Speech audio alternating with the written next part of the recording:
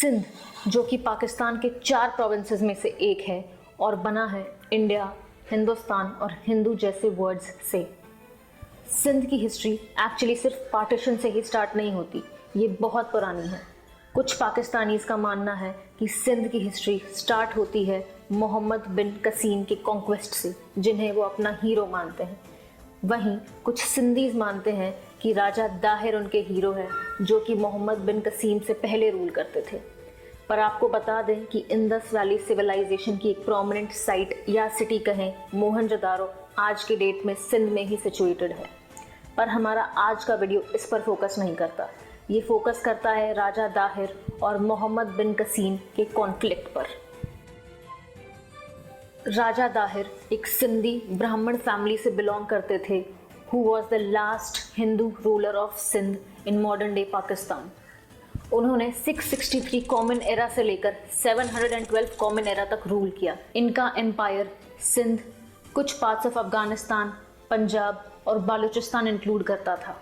राजा दाहिर को काफ़ी सारे इन्वेजन्स झेलने पड़ते थे उमैयद कैलिफेट के थ्रू, जो कि काफ़ी पावरफुल हो चुके थे उस टाइम तक। According to Chachnama, which is the oldest chronicle of Arab conquest of Sindh, and an Arab historian, Biladuri, राजा दाहिर ने अरब्स को 2 बार दिबाल के बैटल में हराया और दोनों ही बार इन बैटल्स में अरब कमांडर्स को मार दिया गया राजा दाहिर के सन जैसिया के थ्रू।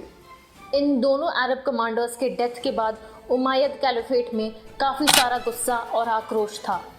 इसी समय सिंध में काफ़ी सारे ऐसे सेमी नोमैडिक ट्राइब्स रहते थे, जिनकी वजह से वेस्टर्न इंडियन ओशन में काफ़ी डिस्टर्बेंसेस आ रहे थे सी और ट्रेड रूट्स में। चचनामा में ये भी मेंशन्ड है कि उमैयद कैलिफेट के लिए एक बार सेरेंडेब के राजा ने कुछ गिफ्ट्स भेजे थे, जो कि पायरेट्स ने सिंध के कोस्ट पर चोरी कर लिए और साथ ही कुछ मुस्लिम वुमेन को भी बंदी बना लिया। इसी के बाद 711 कॉमन एरा में उमैयद कैलिफेट ने 17 साल के मोहम्मद बिन कसीम को उमैयद कमांडर बनाकर राजा दाहिर के किंगडम में हमला करने के लिए बोला, क्योंकि राजा दाहिर इन पायरेट रेड्स को रोक नहीं सके। अल्टीमेटली अरोड़ के इस बैटल में राजा दाहिर को शिकस्त का सामना करना पड़ा और इंदस रिवर के पास नवाबशाह नाम के एक शहर में उनकी डेथ हो गई। मोहम्मद बिन कसीम ने उनके सर को अलग करके अल हजाज इब्न यूसुफ को भेजा, जो उस वक्त गवर्नर थे बसरा के।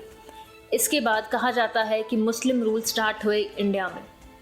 अरोड़, जो कि कैपिटल था उस वक्त राजा दाहिर के किंगडम का, उसे कैप्चर किया गया और मोहम्मद बिन कसीम ने इस तरीके से शुरुआत की यहाँ पर इस्लामिक प्रोविंस की। In fact it is said that he was the first person to bring Muslim rule in India. पूरे रीजन में इस्लामिक रूल इस्टेब्लिश करने के बाद मोहम्मद बिन कसीम ने खुद को गवर्नर बना दिया सिंध का, और वो रूल करते रहे 712 कॉमन एरा से लेकर 715 कॉमन एरा तक, जब तक कि उनकी डेथ नहीं हो गई। बट बात यह है कि पहले 2 बैटल्स ऑलरेडी राजा दाहिर जीत चुके थे, तो फिर इस 3rd बैटल में ऐसा क्या हुआ जो राजा दाहिर मोहम्मद बिन कसीम से हार गए? देखते हैं। पहले दोनों बैटल्स में से जितने भी प्रिजनर्स या कैप्टिव्स थे, कसीम ने सबको फ्री किया। इसके बाद राजा दाहिर की जिन जिन आसपास के किंगडम से दुश्मनी थी या फिर जिन्हें उन्होंने ऑलरेडी हराया था किसी युद्ध में, कसीम ने उन सब के पास जाकर उनका सपोर्ट लिया। देबाल से लेकर कसीम अब नेरुन आ चुके थे, जहाँ के बुद्धिस्ट गवर्नर ने ऑलरेडी कैलिफेट के रूल को एक्सेप्ट कर लिया था। इसके बाद कसीम की आर्मी सिविस्तान गई, जहां उन्हें और भी कई सारे ट्राइबल चीफ्स और सराउंडिंग रीजन्स के लीडर्स से मदद मिली। कसीम ने ये सारी फोर्सेस को इकट्ठा करके सीसम के एक फोर्ट को कैप्चर किया और वहीं से इंदस रिवर के वेस्टर्न एरिया को अपने अंडर ले लिया। कसीम को काफ़ी सारे लोकल ट्राइब्स से भी मदद मिली थी, जैसे कि मेड्स। उन्हें इसके अलावा काफ़ी बुद्धिस्ट रूलर्स के थ्रू भी मदद मिली, जैसे कि नेरुन से, बाजरा से, काका कोलक से और सिविस्तान से। इसके अलावा उन्हें ऑलरेडी बहुत बड़ी एक आर्मी दी गई थी उमैयद कैलिफेट के थ्रू। राजा दाहिर ने काफ़ी कोशिश की थी कि मोहम्मद बिन कसीम ये इंदस रिवर ना क्रॉस कर पाए, बट कसीम ने ये रिवर क्रॉस कर लिया और अल्टीमेटली इस बैटल में जैसिया की डेथ हो गई, जो कि राजा दाहिर के बेटे थे। ये बैटल लगभग 18 डेज लंबी चली और इसके बाद राजा दाहिर की भी डेथ हो गई मोहम्मद बिन कसीम के हाथों। वैसे आज के डेट में सिंध में कुछ लोग राजा दाहिर की स्टैचू बनवाने के लिए प्रोटेस्ट्स कर रहे हैं। ये प्रोटेस्ट्स सबसे पहले मई 2019 में सामने आए, जब लाहौर फोर्ट में महाराज रंजीत सिंह का एक 9 फुट लंबा स्टैचू अनवील किया गया, जो कि पाकिस्तान में ऑलरेडी एक बहुत ही एक्स्ट्रा ऑर्डिनरी और रेयर मोमेंट था, क्योंकि पाकिस्तान की हिस्ट्री में फर्स्ट टाइम कोई एक नॉन मुस्लिम रूलर को सेलिब्रेट कर रहा था। वैसे तो किसी भी रीजन के हिस्ट्री में जितने भी कैरेक्टर्स होते हैं सब के सब सिग्निफिकेंट होते हैं, बट पाकिस्तान में मोहम्मद बिन कसीम को कुछ अलग ही इम्पोर्टेंस दिया गया है। वहाँ कहा जाता है कि he was the first Muslim ruler, the one who brought the first light on to this dark land. जब महाराज रंजीत सिंह की स्टैचू को इरेक्ट किया गया था लाहौर में, तब सिमिलरली सिंध में भी कुछ सब नेशनलिस्ट्स ने ये डिमांड किया कि राजा दाहिर की भी एक ऐसी ही स्टैचू सिंध में बनाई जाए, क्योंकि उन्होंने मोहम्मद बिन कसीम की हिस्ट्री को डिसोन कर दिया था। और इस पे सोशल मीडिया पे काफ़ी डिबेट हुआ राजा दाहिर और मोहम्मद बिन कसीम के लिए। पिछले 2 सालों से सिंधीज लगातार ये डिमांड कर रहे हैं कि राजा दाहिर की भी एक स्टैचू को इंस्टॉल किया जाए सिंध में, जो कि एक डायरेक्ट कॉन्फ्लिक्ट है, क्योंकि मोहम्मद बिन कसीम को पाकिस्तान का फाउंडर कहा गया है। वैसे पाकिस्तान पोर्ट्रे तो करता है कि the idea of Pakistan precedes 1947, जो कि 712 AD है, एंड जो मोहम्मद बिन कसीम के कॉन्क्वेस्ट के साथ स्टार्ट हुई थी।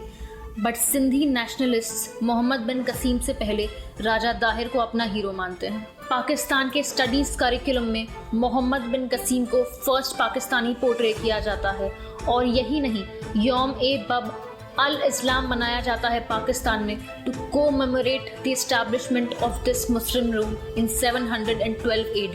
पोर्ट कसीम पाकिस्तान का सेकंड मेजर पोर्ट, इसे मोहम्मद बिन कसीम के ऑनर में नाम दिया गया।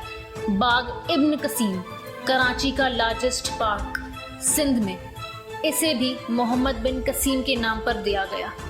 इब्न ए कसीम बाग स्टेडियम मुल्तान में, जो कि एक मल्टी यूज स्टेडियम है, इसे भी मोहम्मद बिन अल कसीम के नाम पर दिया गया।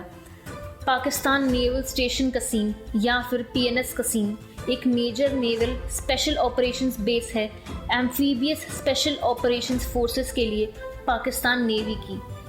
इसे भी पाकिस्तान ने मोहम्मद बिन कसीम के बाद ही नाम किया। Bin Qasim town in Karachi is also named after Mohammad bin कसीम।